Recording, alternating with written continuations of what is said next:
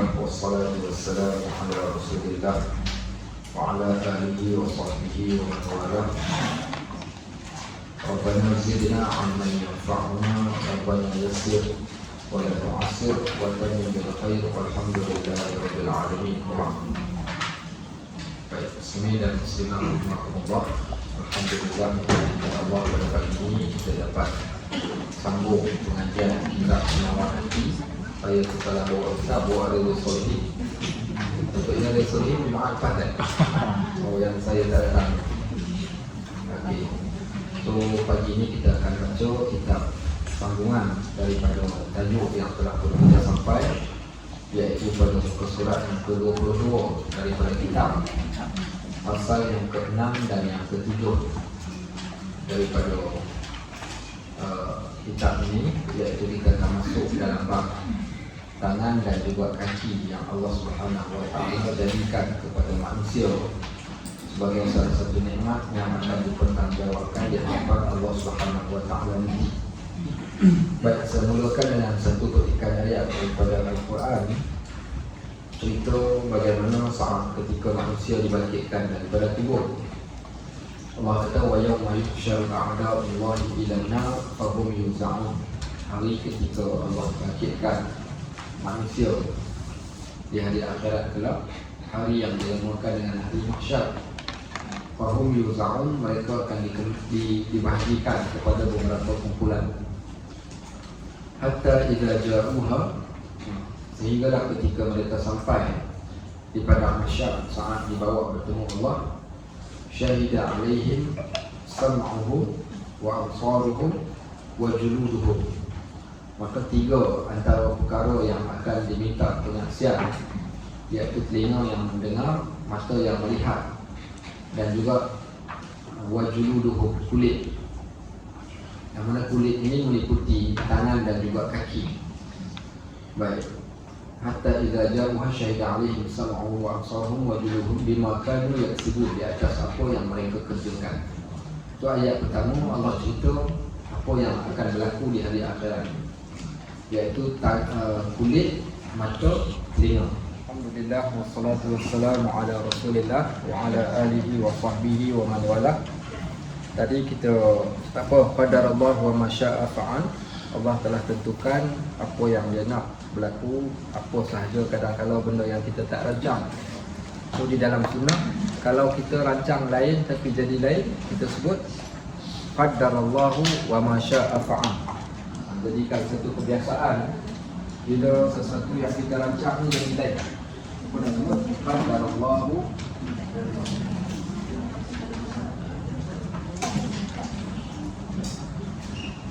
wa ma syaa fa'al.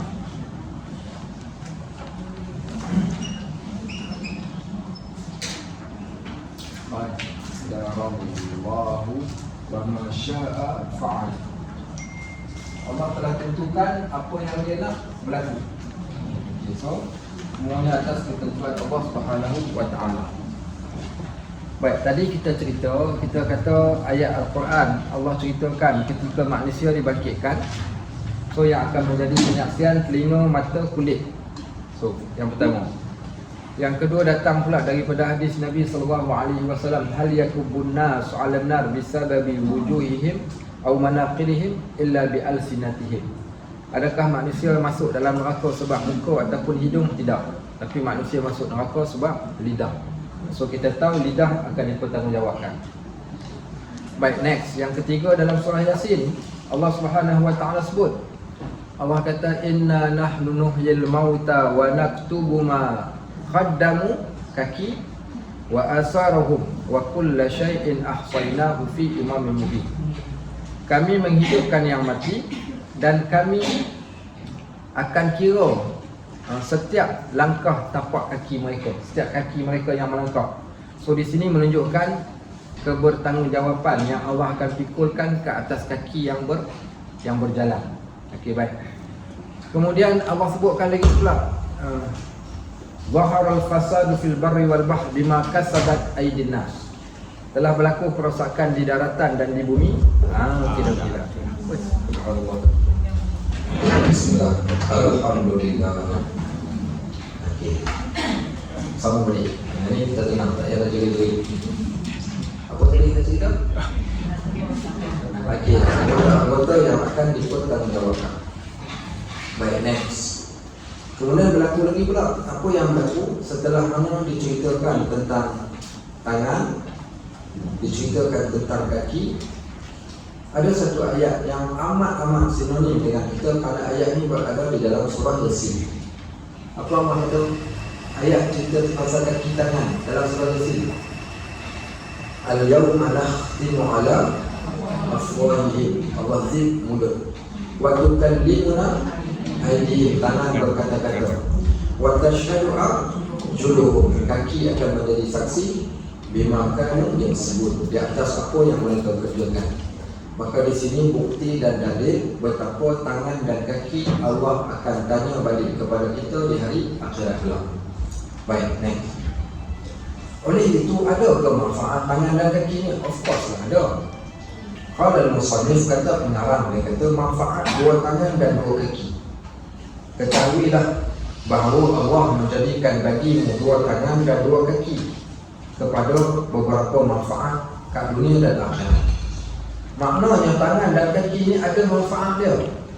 Apa manfaat untuk akhirat kita nak tengok? Dia kata dengan kaki dan tangan engkau kerjakan dengan keempat-empatnya, dengan pekerjaan kebajikan. Tanpa tangan kita tak mampu nak menulis. Sedangkan menulis ini termasuk di antara perintah Allah.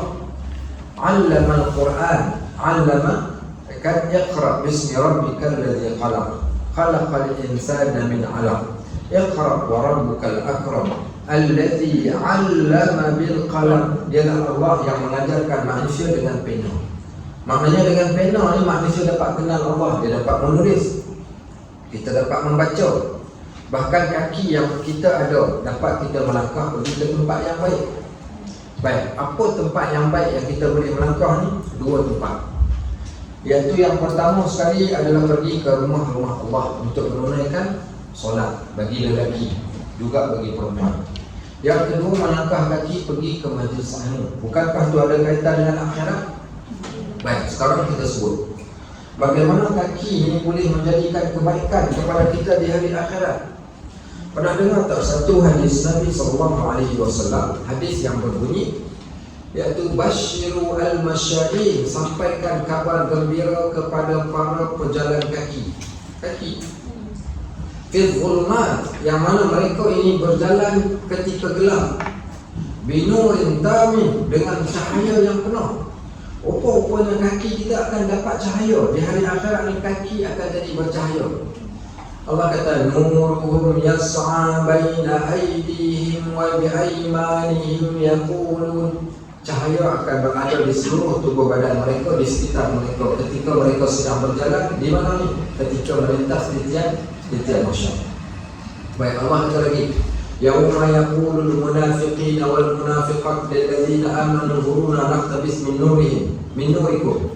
Hari ketika orang munafik lelaki, orang munafik perempuan akan berkata kepada orang yang beriman, tunggu sekejap, kami nak ikut cahaya. Allah jadikan cahaya pada manusia, seluruh tubuh badan ini akan ada cahaya, termasuk anggota tubuh. Disebut lagi di dalam hadis yang lain, orang lelaki yang terakhir akan masuk ke dalam syurga, ataupun seorang yang akan masuk syurga, dia orang paling last sekali masuk syurga. Macam mana dia masuk? Allah jadikan pada dia ini satu cahaya yang berada di ibham. Ibham ni ibu jari kaki. Orang lain masuk syurga berlari, masuk syurga berkendaraan, ada yang masuk syurga terbang, ada yang berjalan, ada yang bertongkat, macam-macam bentuk. Tapi orang yang terakhir sampai ke syurga, dia berjalan dalam keadaan mengisap. Pasal apa mengisap? Kerana Allah jadikan cahaya dekat dia ni cahaya yang paling kecil, kejap menyala, kejap terpadam. Kat mana cahaya ni duduk, cahaya ni akan berada di ibu jari kaki dia. Cahaya menyala, dia pun berjalan mengisap sikit. Cahaya terpadam, dia pun diam. Dia berjalan sejauh 1500 tahun perjalanan. Perjalanan dia tu 1500 tahun. Lama sekali barulah dia sampai. Sudah ceritakan bagaimana manusia memerlukan cahaya, dan ada cahaya yang Allah jadikan pada kaki manusia. Kembali balik pada hadis. So Nabi kata, sampaikan kabar gembira kepada para pejalan kaki di dalam kegelapan, binurin tamin, dengan satu cahaya yang penuh, yaumul qiyamah, di hari akhirat kelak. Maknanya kaki kita pada hari ini ada kesan untuk kaki kita di hari akhirat. Orang yang berjalan pada tempat yang baik, khususnya pergi ke masjid, Allah akan bangkitkan dia pada hari esok. Allah jadikan pada kaki dia cahaya, dan dia akan dapat berjalan ketika gelap di hari akhirat. Dan Allah jadikan dengan cahaya tersebutlah dia dapat berjalan dengan selesa. Bina dia ketika hari akhirat. Maknanya apa yang kita buat pada kaki kat dunia, dia ada kesan pada kaki di hari akhirat. Baik. Yang kedua, apa manfaat kaki ini untuk akhirat? Man salaka tariqan yaltamisu fihi 'ilman, sahalallahu lahu tariqan ila jannah. Siapa yang menempuh satu jalan untuk menuntut ilmu, maknanya kaki dia lah, dia melangkah pergi cari kat mana tempat ada orang mengajar, dia nak pergi belajar. Sahalallahu lahu tariqan ila jannah, Allah akan mempermudahkan jalan bagi mereka ke syurga. Kaki kita akan menjadi asbab kita mudah untuk pergi ke syurga disebabkan apa yang kita buat ketika berada dekat dunia ini tadi. Maka dia kata, engkau kerjakan dengan keempat-empatnya, kaki dan tangan, iaitu dengan pekerjaan kebajikan. Contoh, dengan kaki engkau dapat berjalan pergi ke masjid. Dengan kaki engkau dapat berjalan pergi ke masjid. Kalau siapa yang pernah ikut kuliah saya, sama ada secara online ataupun secara bersemuka di mana-mana tempat lah selain daripada rumah ngaji, ada seorang anak murid saya, nama dia Pak Lam. Kami panggil dekat dia Pak Lam. Dia ni OKU. Apa terjemahan OKU? Okay, tapi saya panggil dekat dia orang kuat upaya. Pasal apa? Pasal dia cakap tapi dia boleh pergi ke masjid. Saya seronok dan memotivasikan kami bila tengok dia pergi ke masjid ni mengesok. Naik kereta Ferrari Dulce dia warna merah. Dia parking dekat tangga masjid, kemudian dia turun, dia mengesoklah naik, mengesok sampailah dekat saf yang pertama. Tak ada kaki tapi dia boleh sampai ke masjid. Saya kata subhanallah. Ada orang yang kedua, Allah tarik nikmat mata dia, mata buta, tapi dia gunakan, manfaatkan, walaupun mata buta, kaki dia masih ada. Akhirnya dia pergi ke masjid dengan mata buta dan menggunakan manfaat kaki besar, sangat-sangat pahala dia.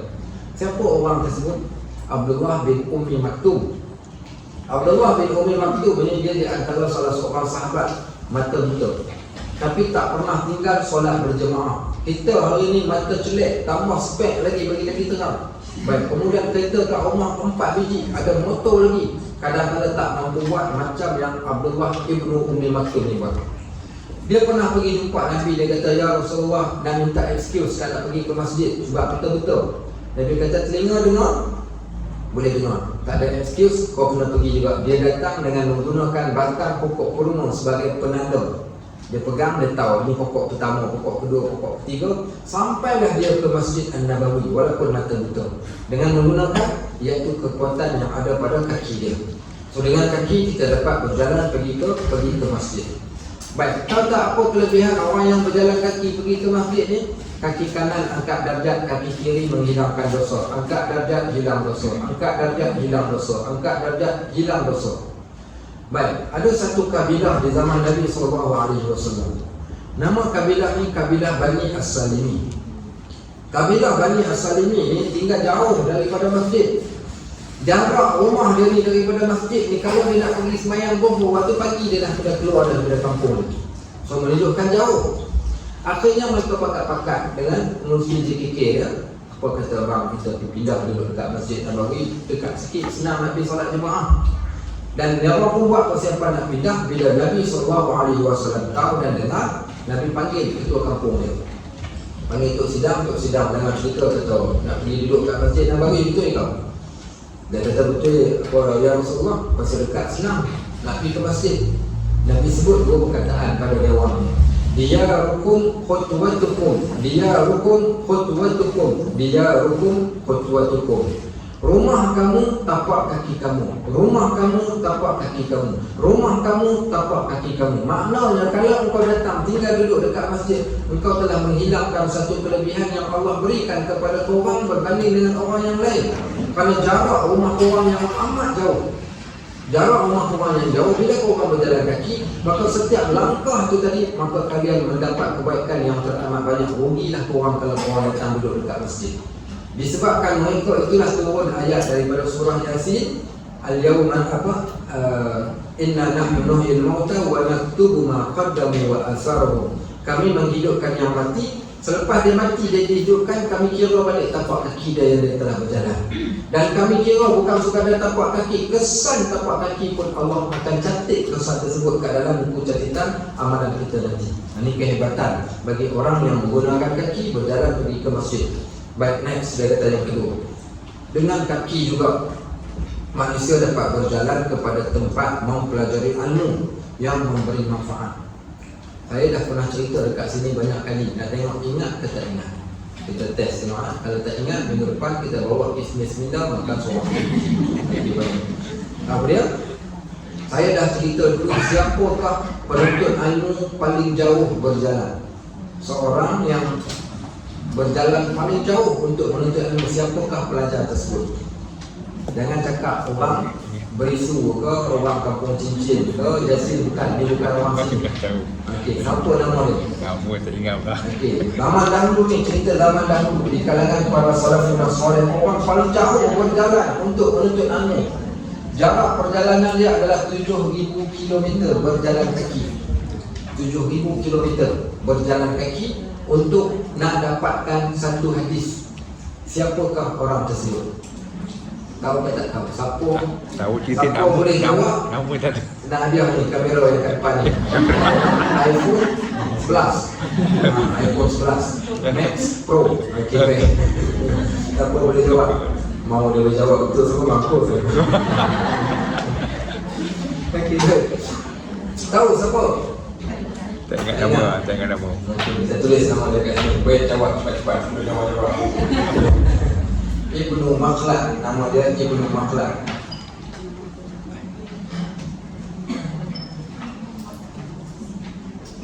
Ibnu Makhlad. Okey, Ibnu Makhlad nama dia. Okey, so apa nama dia? Ibnu Makhlad. Okey, nama seorang sahabat, bukan sahabat, jadi seorang tabi'in, Ibnu Makhlad. Ibnu Makhlad ini dia berjalan sejauh 7,000 km berjalan kaki. Dia bukan naik kenderaan, dia tak naik kapal, dia tak naik unta, tetapi dia berjalan kaki daripada Spain menuju ke Baghdad. Spain ke Baghdad lebih kurang sekitar 7,000 km dia berjalan.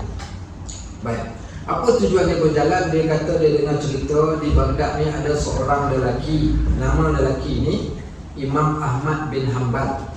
Dia mengumpul hadis-hadis Nabi SAW. Dia antara pengumpul hadis yang masih hidup. Dia anak murid kepada seorang tokoh yang besar, iaitu Imam Asy-Syafi'i, juga pengumpul hadis. Maka aku nak pergi jumpa dengan dia, aku nak ambil hadis-hadis yang dia telah kumpulkan. Tapi masalahnya jauh perjalanannya. Akhirnya dia sanggup berjalan kaki sejauh 7,000 km sampai ke kota Baghdad. Tanya orang, mana satu rumah Imam Ahmad bin Hanbal? Orang pun tunjukkan rumah. Dia pun datang dan terus ketuk pintu. Assalamualaikum. Waalaikumsalam. Dia kata, Ustaz Ahmad kan ni? Ya, Ustaz Ahmad, ada apa tu? Saya datang ni nak belajar tentang hadis, nak ambil hadis. Kata Imam Ahmad, minta maaf, aku baru saja kena gam. Okay. So Imam Ahmad waktu tu dia dikenakan gam, tahanan dalam rumah, tidak dibenarkan mengajar di luar daripada rumah dia. Tak dibolehkan dia keluar. Akhirnya dia kata, aku tak boleh mengajar. Dia kata, tapi aku datang jauh. Dia kata, minta maaf lah, memang aku tak boleh mengajar. Akhirnya diceritakan kepada Imam Ahmad, sebenarnya aku telah berjalan sejauh 7,000 km. Aku bukan datang daripada benua Arab, tetapi aku datang daripada benua sana, Europe sana, Spain, semata-mata kerana nak ambil hadis. Imam Ahmad jadi kesian. Macam ni lah dia kata, kau datang ke rumah aku tiap-tiap pagi, kau berlakon macam kau seorang peminta sedekah. Dia datang tiap-tiap pagi, datang ketuk pintu. Assalamualaikum. Imam Ahmad bin Hanbal buka pintu, bacakan satu hadis. Kemudian dia balik, besok datang lagi, besok datang lagi. Sampailah Imam Ahmad bin Hanbal dibenarkan untuk mengajar kembali pada waktu tersebut. Maka dia di antara anak murid yang paling jauh berjalan untuk menuntut ilmu. Maka kita pun macam tu juga. Siapa yang paling jauh dekat sini? Ada Alu Gajah? Alu Gajah tak ada. Yasin ada? Siapa paling jauh? Dengar Raya? Ada tak ada yang paling jauh? Haji kat mana? Katil. Okey, Katil. Okey. Haji kat mana? Bukit Amal paling jauh lah. Ada jauh lagi daripada Bukit Amal? Mana? Ceng. Oh, Ceng lagi. Ceng dengan Bukit Amal lagi lah. Bukit Amal lagi. Kan paling jauh. Okey, baik. Ada yang Ceng, ada yang Bukit Amal. Subhanallah. Baik. So, setiap orang yang lagi jauh perjalanan dia, maka makin berkat perjalanan dia. Baik, next. Yang ketiga, berjalan kepada tempat perang sabil. Okey, tempat orang yang keluar berperang, maka makin jauh perjalanan berperang, maka makin jauhlah anak Allah jadikan pada setiap debu-debu yang keluar daripada tapak kaki mereka pahala bagi mereka. Yang keempat, berjalan ke tempat mengerjakan ibadat haji dan umrah. Orang yang berjalan pergi ke Arafah pergi ke Mina. Baik, siapa nak pergi haji tahun ni, kalau nama dia naik, dia duit banyak nak pergi dengan package, datang jumpa saya. Ataupun kalau dia nama dia tak dipanggil tapi dia nak buat rayuan pun boleh kalau dia ada duit. Tapi kalau nak pergi dengan tabung haji tak ada masalah. Tabung haji tahun ni saya ingat saya dah naik dah harga 18,000, 17,000 ke 18,000. Tahun lepas 13, tahun ni dah jadi 18. Okey, 18,000 untuk haji yang muassasah. Jarak hotel pergi ke masjid 1 km lebih. Daripada Jalan Riyah tu nak pergi ke masjid 1 km lebih. Cuaca 48 darjah Celsius. Cuaca 48 darjah Celsius. Hotel kami pula package paling murah 39,000. Paling mahal 500,000. Ada orang yang bayar package paling mahal 500,000 hotel depan masjid. Dia ambil hotel sebilik satu malam 5,000 riyal. 5,000 riyal ni package ni termasuk dia dapat bilik nampak Kaabah untuk tawaf. Okey, bilik dia. Okey, kemudian depan bilik dia ada seorang petugas dia tunggu. Dia nak apa, dia buka pintu, dia beritahu saja apa dia nak. Okey, kemudian dia tak naik bas, dia naik kereta GMC itu kereta asal dia. Satu hari 2,000 riyal kereta tu sahaja. Dia duduk 21 hari saja dekat sana tapi kos dia boleh sampai ke 500,000. Dia naik flight business class. Business class ketika musim haji harga boleh melonjak naik ke 18,000 pergi balik. Pergi saja 18,000 ketika musim haji. So sebab tu yang harga boleh sampai 500. Harga kami yang mahal 39,000 ni. Berapa kami jarak hotel kami 250 meter. 250 meter ni cuaca 48 darjah Celsius pernah mencecah 52 darjah Celsius. Nak keluar ni nak angkat kepala tak boleh, tunduk kepala, jalan tunduk kepala. Dah tengok kalau tak pakai sunglass memang tak akan mampu jalan. So panasnya kena letak kain kat atas kepala, pensejadah tu tutup kat atas kepala. Kebiasaannya orang akan pakai topi ataupun bawa payung kerana cuaca teramat panas. Disebabkan panas yang macam tu, maka pasti pahalanya lebih besar. Pergi pula di Mina. Mina ni nak pergi melontar kemah tabung haji berada pergi balik 11 km. 11 km nak pergi melontar 11 km. Baik, kemah yang ambil package 39,000 pergi balik 5 km. Tak larat lagi boleh top up tambah nak kemah paling dekat, keluar daripada kemah terus pergi melontar. Harga kemah ni 13,000 untuk 3 malam. Okey, baik. Semua jadi duit tahun ni.